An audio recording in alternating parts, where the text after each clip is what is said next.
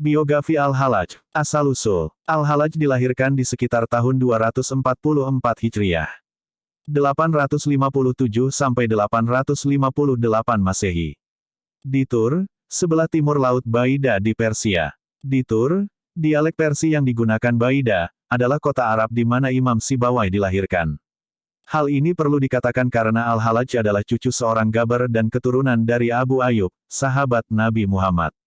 Ayahnya, yang mungkin seorang pemintal benang, meninggalkan Tur menuju wilayah tekstil yang terbentang dari Tustar sampai Wasit di atas Sungai Trigis, suatu kota yang didirikan oleh orang-orang Arab, dengan dominasi kaum Sunni Hanbali, dengan wilayah pinggir dan merupakan pusat madrasah terkenal di kalangan Qura, pembaca Al-Quran. Di Wasit, Al-Hallaj kehilangan kemampuan berbicaranya dalam bahasa Persia. Sebelum berusia 12 tahun, ia belajar menghafalkan Al-Quran dan menjadi seorang hafiz. Ia mula-mula berusaha mencari makna batiniah dari ajaran-ajaran surat Al-Quran dan menerjunkan diri ke dalam tasawuf di Madrasah Sahel et-Tustari. Di Basrah, ketika berusia 20 tahun, Al-Hallaj meninggalkan Sahel et-Tustar menuju Basrah. Di sini ia memperoleh tradisi para sufi dari Amer al-Makki dan menikahi Ummu al-Husain, putri Abu Yakub al-Aqta. Sepanjang hidupnya, Al-Hallaj hanya mempunyai seorang istri serta dianugerahi 3 anak laki-laki dan seorang anak perempuan. Perkawinannya menimbulkan kecemburuan dan perlawanan dari Amr al-Makki. Ketika ia tidak ada di rumah, Al-Hallaj menitipkan keluarganya kepada saudara iparnya, seorang Karnabai.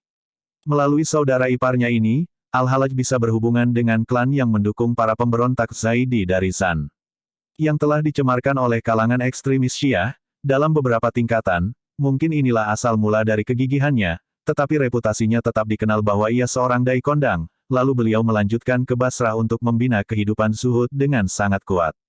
Al-Hallaj kemudian pergi ke Baghdad untuk berdiskusi dengan seorang sufi terkenal, Al-Junaid, namun atas saran Al-Junaid dan kelelahan akibat konflik yang terus berlangsung antara mertuanya, Al-Aqta, dengan Amr al-Makki, ia pergi ke Makkah segera setelah pemberontakan Zan meletus. Ibadah Haji pertama. Di Makkah Al-Hallaj menjalankan hajinya yang pertama, dan berjanji menyelesaikan umrahnya selama 1 tahun di dalam halaman Masjidil Haram dengan berpuasa dan berzikir. Dalam suasana seperti ini Al-Hallaj berusaha menurut caranya sendiri menyatu dengan Allah Ta'ala, dan, berlawanan dengan disiplin sir kerahasiaan, mulai menyerukan penyatuannya tersebut. Amr al-Makki kemudian memutuskan hubungan dengannya, meski Al-Hallaj mulai menarik pengikut-pengikutnya. Khuzistan, Khurasan dan keberangkatan dari Tustar. Setelah kembali ke Khuzistan, Al-Hallaj mulai menanggalkan baju gamis panjang kesufiannya dan kemudian memakai jubah, mungkin kabah, yakni baju besar yang biasa dipakai kalangan prajurit agar berbicara dan berdakwah secara lebih leluasa. Inilah permulaan perwaliannya di mana tujuan utamanya adalah untuk membuat setiap orang dapat menemukan Allah Ta'ala di dalam jiwanya sendiri. Karenanya Al-Hallaj diberi julukan Al-Hallaj al-Asrar, pemintal hati nurani, yang membuatnya dicurigai dan dibenci serta dijadikan polemik di antara para sufi. Sekapur sirih. Al-Hallaj wafat 922 Masehi, dieksekusi, hukuman mati, telah kita maklumi bersama. Tetapi apa yang terjadi di balik peristiwa tragis itu tidak semua orang tahu. Oleh karena itu dalam sekapur sirih ini, saya ingin mencoba mengungkapkannya terutama dilihat dari sudut teologis dan politik. Proses pengadilan Al-Hallaj berjalan cukup lama, dimulai pada tahun 2992 Hijriah. 904 Masehi, di mana untuk pertama kali Al-Hallaj mendapat tuduhan atas pandangan-pandangannya dan berakhir dengan hukuman matinya di tiang gantungan pada tahun 309 Hijriah. 922 Masehi. Jadi proses pengadilan Al-Hallaj berlangsung kurang lebih 18 tahun. Tuduhan terhadap pandangan Al-Hallaj dimulai pada tahun 904 Masehi. Segera setelah ia kembali dari pemukiman 2 tahunnya di Makkah. Adalah Qadi Maliki, Abu Umar bin Yusuf di Baghdad yang menanyakan perihal Al-Hallaj kepada Ibnu Daud, putra pendiri mazhab Zahiri.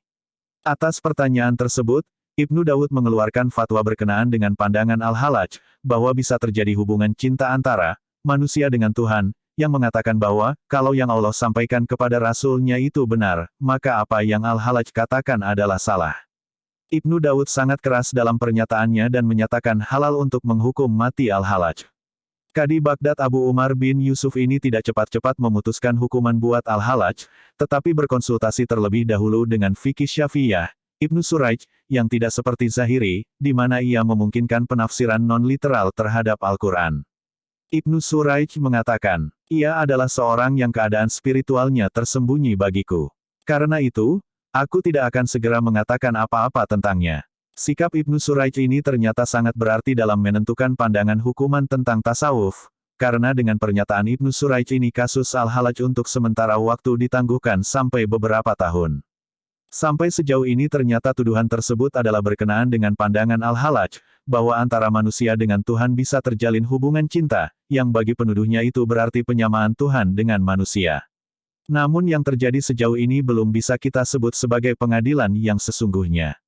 Pengadilan pertama Yagen sesungguhnya terjadi 7 tahun kemudian, ketika 4 murid Al-Hallaj ditangkap di Baghdad dengan tuduhan mengikuti seseorang yang mengklaim ketuhanan rububiyah. Sementara Al-Hallaj melakukan persembunyian di Ahwas dengan teman-temannya, di sini ia ditemukan oleh agen pos kekhalifahan pada tahun 301 Hijriah 913 Masehi. Kali ini Al-Hallaj dituduh oleh Gubernur Rasibi telah mengaku Tuhan dan menyiarkan ajaran inkarnasi Al-Hulul. Gubernur Wasitef, Hamid menginterogasi Al-Hallaj mungkin di Wasit atau Ahwaj, dan menyimpulkan bahwa ia mengklaim sebagai Al-Mahdi, yang memainkan peran Al-Masih. Akhirnya Al-Hallaj diseret ke Baghdad dengan diikat pada seekor unta. Selanjutnya Al-Hallaj dipenjara, dan tetap di sana sampai pengadilan terakhirnya yang dimulai 7 tahun kemudian. Pada tahun-tahun berikutnya Al-Hallaj tetap dipenjara, sebagian besar di istana. Kadang-kadang ia mengenakan belenggu yang berat tetapi kadang-kadang hidup dengan nyaman. Tuduhan lain yang bersifat teologis adalah bahwa Al-Hallaj telah mengklaim ketuhanan didasarkan pada kepercayaan bahwa ia telah memiliki karamah, yang bisa memberikan kehidupan dan kematian.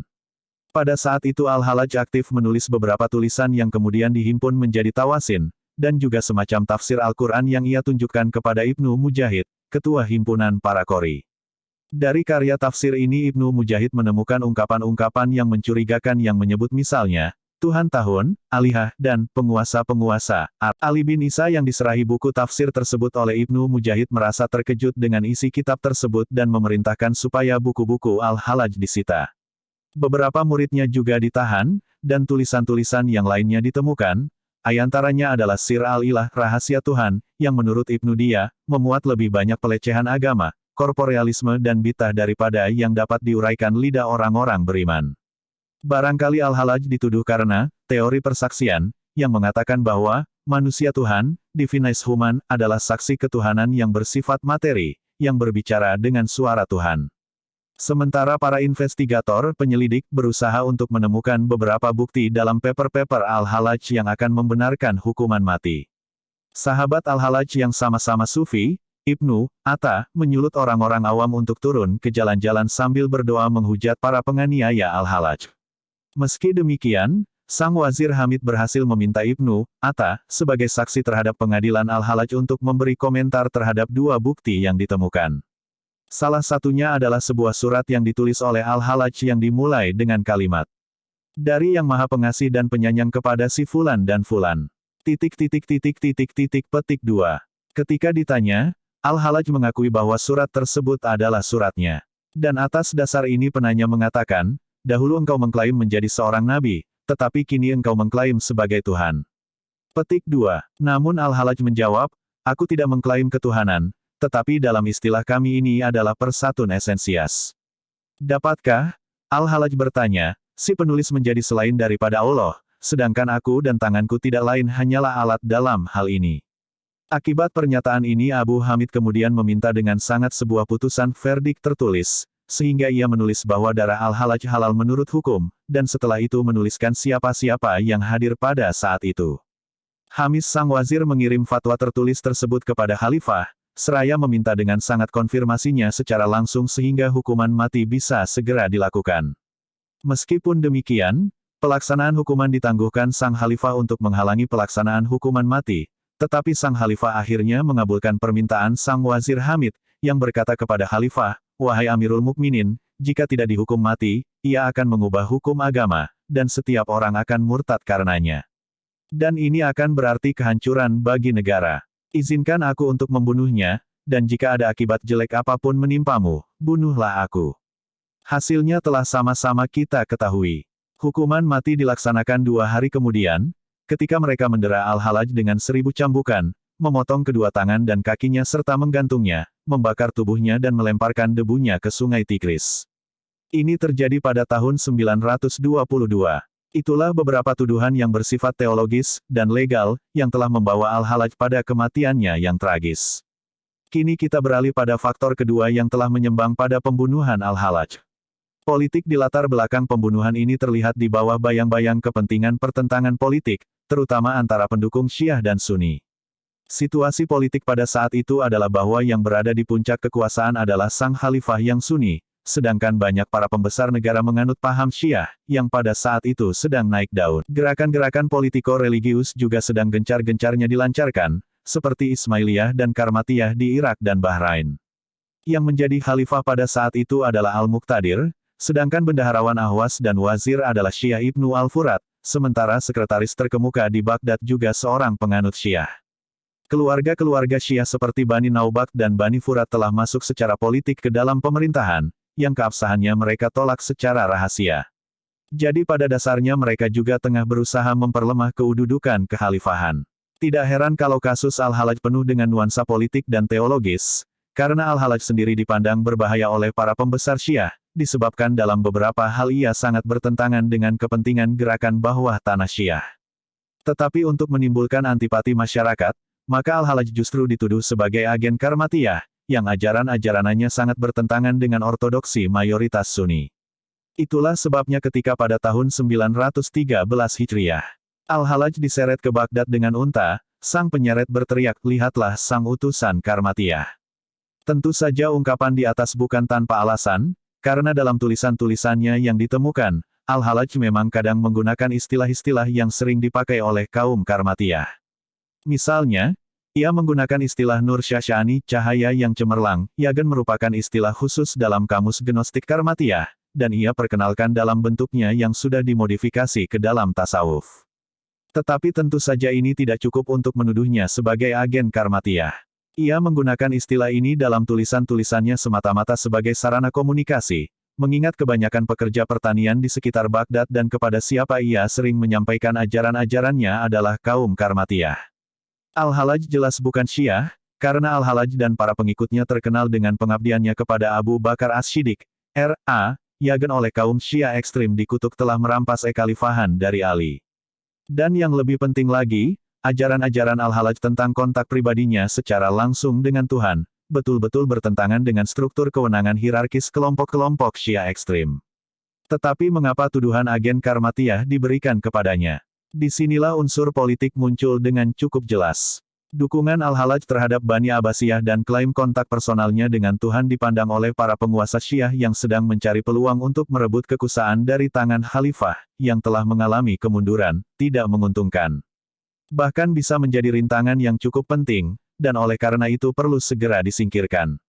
Bagi Bani Naubakht dan Bani Al-Furat, Al-Hallaj dianggap menjijikan baik sebagai seorang perampas politik maupun berbagai pesaing spiritual yang menurut mereka merupakan hak khusus bagi para wali turunan Ali.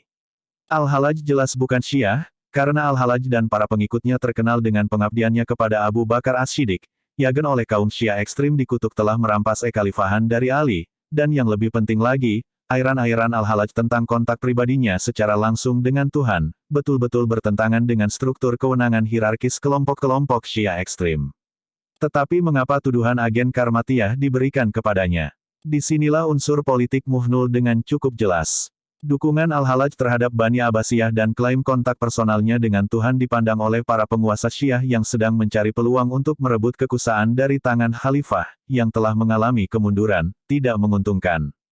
Bahkan bisa menjadi rintangan yang cukup penting, dan oleh karena itu perlu segera disingkirkan. Bagi Bani Naubakht dan Bani Al-Furat, Al-Hallaj dianggap menjijikan baik sebagai seorang perampas politik maupun berbagai pesaing spiritual yang menurut mereka merupakan hak khusus bagi para wali turunan Ali. As-Suli mengatakan bahwa sementara bendaharawan negara, Nasr, mencoba menyelamatkan Al-Hallaj, para sekretaris Syiah Rafidah ingin membunuhnya. Karena itu dapat kita mengerti sekarang bahwa tuduhan Al-Hallaj sebagai agen Karmatiyah dirancang untuk menimbulkan prasangka yang merugikan Al-Hallaj dan memudahkan jalan bagi hukuman matinya. Di samping itu juga ada sebuah faksi kuat yang secara diam-diam memobilisir dirinya melawan Al-Halaj sebagai bagian dari perjuangan kekuasaan istana. Prakata, Ana Al-Haq sekali lagi telah menjadi sebuah jeritan dalam belantara. Karena cakrawala yang telah berubah, maka dunia Al-Halaj digantikan oleh ketegangan-ketegangan di masa modern. Dalam lingkungan yang berubah, umat muslim dihadapkan pada sebuah fenomena aneh-aneh dalam pengertian bahwa fenomena ini tidak memiliki muatan yang serupa dalam sejarah pemikiran kreatif Islam. Karena itu, menurut saya, kondisi-kondisi di masa kita sekarang ini memberikan justifikasi, pembenaran, yang cukup untuk mempertimbangkan kembali apa yang harus dikatakan Al-Halaj dalam situasi-situasi serupa. Sebuah pengamatan umum menunjukkan bahwa dunia Islam pada saat sekarang masih menapaki era keyakinan, kepekaannya tidak terputus, dan respon-respon manusiawinya masih peka terhadap rasa-rasa fisik dan metafisik.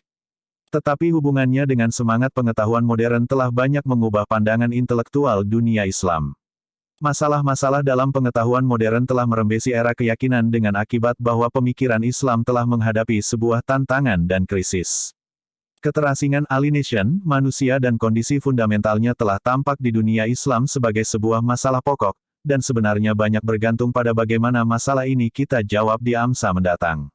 Dari segi intelektual, dunia Islam tampaknya ditempatkan dalam sebuah situasi yang tak terselesaikan dan persoalan-persoalannya terlihat secara perlahan-lahan beralih dari era keyakinan pada kondisi alienasi. Pemikiran kreatif telah menemukan sumber-sumbernya pada wilayah yang teralienasi, dan apa yang terukir oleh sejarah dengan cepat menjadi bagian dari legenda.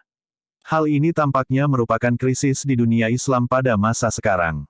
Kendati demikian, tidaklah masuk akal untuk menggambarkan semua ini sebagai sebuah gerakan menuju modernisme, karena apa yang sedang terjadi jarang bersifat horizontal. Apa yang sebenarnya sedang terjadi adalah transformasi dalam pengertian alienasi. Puisi kontemporer Yagen ditulis di dunia Islam akan memberikan bukti mengenai apa yang saya katakan ini. Hal paling menyakitkan dalam situasi krisis ini adalah hubungan metafisik yang membentuk landasan dan era keyakinan. Karena itu ketakutan akan ketidaktahuan terhadap Tuhan telah muncul melampaui batas-batas dari dunia fisik, dan dalam ketiadaan akan sebuah hubungan metafisik yang kuat ini. Wahyu dan kebenarannya tampaknya tidak memiliki pertahanan. Berdasarkan latar belakang inilah saya berusaha mendekati Al-Halaj dan pemikiran mistiknya, karena saya rasa bahwa dunia Islam modern sama-sama mengalami situasi seperti Yagen dialami Al-Halaj. Saya berusaha menempatkan Al-Halaj sesuai dengan zamannya dan memberikan kontekstual dari naskah Tawasin mengenai Ana Al-Haq untuk menemukan dasar umum antara dunia masa lalu dan sekarang. Al-Haq kebenaran, meskipun memiliki anjuran-anjuran tradisionalnya, juga telah memperoleh dimensi-dimensi yang sedikit berubah dalam interpretasi saya. Tetapi sejauh mengarungi ke dalam dunia Al-Halaj, saya telah menyadari bahwa Al-Halaj masihlah hidup dan relevan dengan fenomena sejarah, di mana kita selaku umat Muslim sekarang terlibat. Saya pikir Al-Halaj dapat menjawab secara memuaskan beberapa pertanyaan fundamental yang mengganggu kita belakangan ini. Al-Halaj tidak pernah kita lupakan. Ia telah memasuki imajinasi dan hidup selama berabad-abad dalam ingatan individual maupun kolektif kita. Meski demikian, untuk kajian-kajian terhadap Al-Halaj di masa modern patut kita berikan penghargaan kepada kalangan sarjana barat yang telah memperkenalkannya pada pola pemikiran kreatif kita sekarang. Kecintaan mereka terhadap hal yang terbaik dalam pengalaman manusialah, melalui Al-Halaj dan perhatian mereka pada mistisme Islam, memungkinkan kebangkitan kembali Renaissance Islam untuk memasuki fase kreatifnya dalam dunia modern. Dengan pemikiran-pemikiran demikian saya telah bertukar pendapat dengan mereka di berbagai kesempatan untuk karya saya ini. Saya berharap bahwa dalam kondisi pemikiran kreatif kita sekarang, Al-Halaj dan pengalamannya akan membantu kita dalam menyelesaikan ketegangan-ketegangan yang tentu saja muncul akibat dari kemajuan sejarah bangsa. Akhirnya, dalam kesempatan ini izinkanlah saya untuk berterima kasih kepada Maulana Atikur Rahman dari Perguruan Tinggi Pemerintah, Rawalpindi, yang menerjemahkan kitab At-Tawasin ke dalam bahasa Urdu untuk saya, dan membantu saya di berbagai hal penting dalam penafsiran tekstual. Saya juga berterima kasih kepada Prof. Munawar Ashraf yang telah membantu memberikan pemahaman mengenai signifikansi pengalaman mistik dan musyahadah.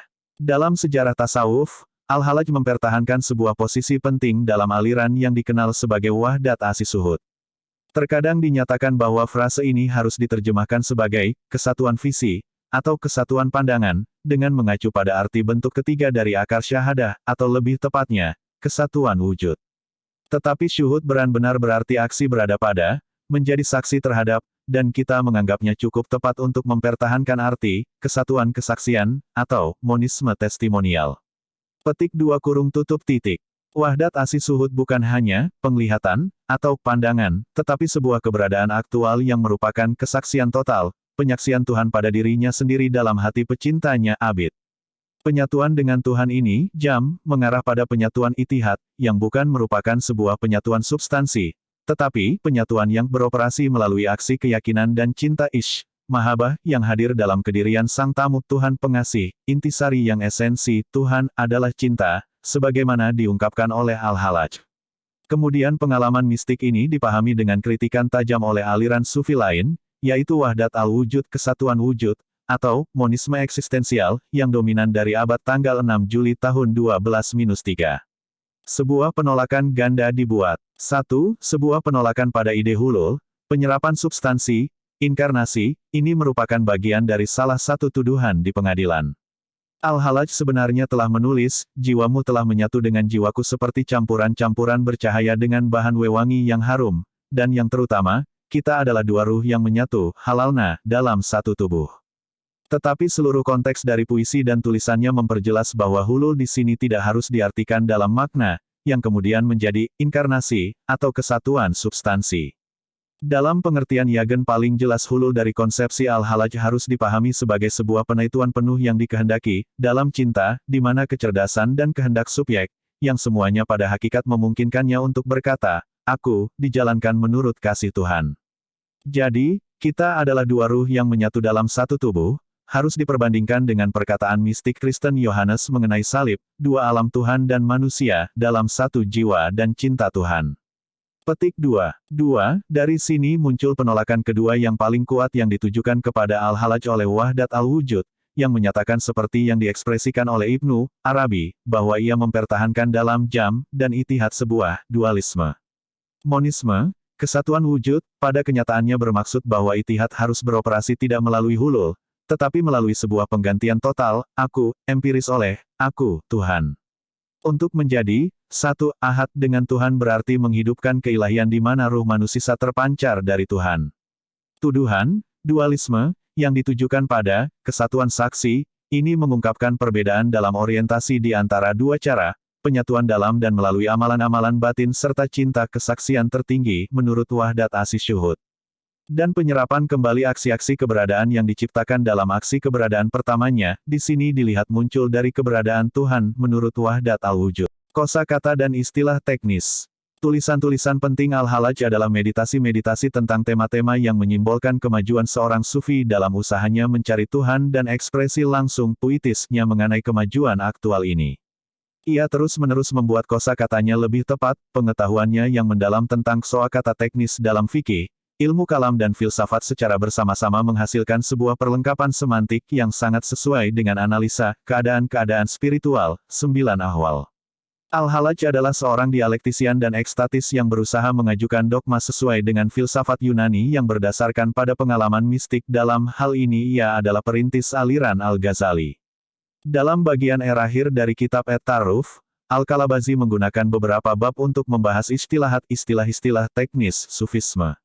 Definisi-definisi dari istilah-istilah ini secara jelas didasarkan kepada Al-Halaj, yaitu wuj kegembiraan, sukar, mabuk cinta, jam, penyatuan, dan lain-lain, dan terutama mukabal kebalikan-kebalikan yang berhubungan, yang merupakan tajrid kesendirian tertutup, dan tafrid kesendirian terbuka. Tajala penerangan, dan istitar aksi penutupan, membuat rahasisa, fana, peniadaan, dan baka, keberadaan yang terus-menerus, dan lain-lain. Istilah-istilah ini semestinya memiliki arti yagen sangat tepat dalam aliran pikiran Al-Halaj, yaitu wahdat asih syuhud. Istilah-istilah itu semestinya menerima arti lain dalam wahdat al-wujud masa mendatang dan dalam setiap kasus ini harus dipahami dengan mengacu secara langsung pada pengalaman yang sedang digambarkan dan pada konsep tentang dunia yang mendasari rumusan istilah-istilah tersebut. Namun demikian, definisi pertama atas istilah-istilah tersebut oleh Al-Halaj sangatlah penting dalam perkembangan pengetahuan tasawuf. Definisi pertama ini sering memunculkan ketidaksepakatan, bahkan di antara para pengikut Al-Halaj sendiri, seperti dengan penggunaan ish, kebersamaan dengan, dan sering lebih disukai daripada, mahabbah, untuk cinta Tuhan dan manusia. Ishq adalah bagian dari kosakata sufisme paling awal tetapi pengertian, kehendak, yang merupakan salah satu konotasi umumnya, harus ditolak, karena kekhawatiran mengaitkan kepasifan atau muyability, kemampuan untuk berubah dengan Tuhan. Louis Massignon sendiri telah menunjukkan bahwa para editor teks-teks Al-Hallaj, di antara mereka adalah seorang Syiah, Al-Bakli, tidak memiliki keraguan untuk mengganti Ishq dengan mahabbah dalam teks-teks tersebut, sehingga menimbulkan atau menurunkan tesis Al-Hallaj bahwa Ishq adalah sifat esensi Tuhan. Kemudian pengikut Ibnu Sina, Nashiruddin At-Tusi abad ke-7 Hijriyah, 13 Masehi, dan Sadruddin As-Syirazi abad ke-11 Hijriyah, atau 17 Masehi, menyatakan Al-Hallaj sebagai seorang wali, meskipun mereka menginterpretasikan jalan yang ditempuh Al-Hallaj ke penyatuan dengan Tuhan menurut prinsip-prinsip filosofis. Dalam hal ini pemujaan kepada Al-Hallaj terus berlangsung dalam tarekat-tarekat tertentu di Iran, tetapi diserang keras oleh pergerakan-pergerakan lain. Dalam Islam Sunni istilah Halajiyah tidak saja berarti sebuah kelompok persaudaraan keagamaan, melainkan sebutan bagi kalangan fukaha, mutakaulim, teolog, atau sufi apapun yang berdasarkan keyakinan pribadi, mempercayai kewalian Al-Hallaj. Penilaian-penilaian tentang sikap Al-Hallaj. Sedikit sekali muslim yang telah begitu banyak dibahas seperti Al-Hallaj. Meskipun ada 5 dari para hakim yang menghukumnya, Al-Hallaj memiliki pengagum-pengagum berat di antara para ulama dan kebanyakan umat Islam. Kami di sini memberi sebuah daftar para ulama yang ikut andil dalam pembahasan berharga ini. A. Para ahli hukum fuqaha dari kalangan Zahiri, Ibnu Daud dan Ibnu Hazm.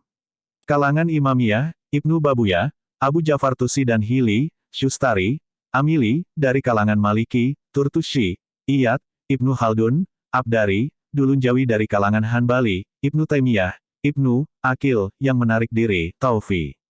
Dari kalangan Hanafi, Ibnu Buhlul, Nabulusi dari kalangan Syafi'i, Ibnu Suraij, Ibnu Hajar, Suyuti, Udi, Juwaini, Zahabi, Maqdisi, Yafi'i, Syarawi, Haytsami, Ibnu Akilah, Sayyid Murtada.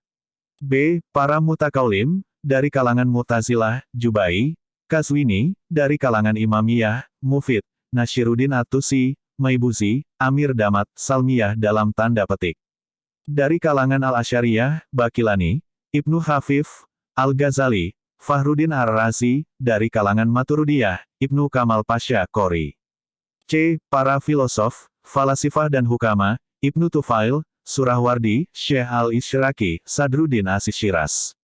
D. Para sufi, Sufiyah, Amr al-Maki dan sebagian besar guru awal, dengan pengecualian Ibnu Atta, As-Shibli, Al-Faris, Al-Kalabazi, An-Nasr Abazi, As-Sulami dan Husri, Ad-Dakak, Al-Kusyairi kemudian, Daidalani, Al-Huchwiri, Ibnu Abi Al-Khair, Ansari, Al-Farmazi, Abdul Qadir Al-Jilani, Al-Bakli, Attar, Ibnu Arabi, Jalauddin Rumi, dan sebagian besar sufi-sufi modern.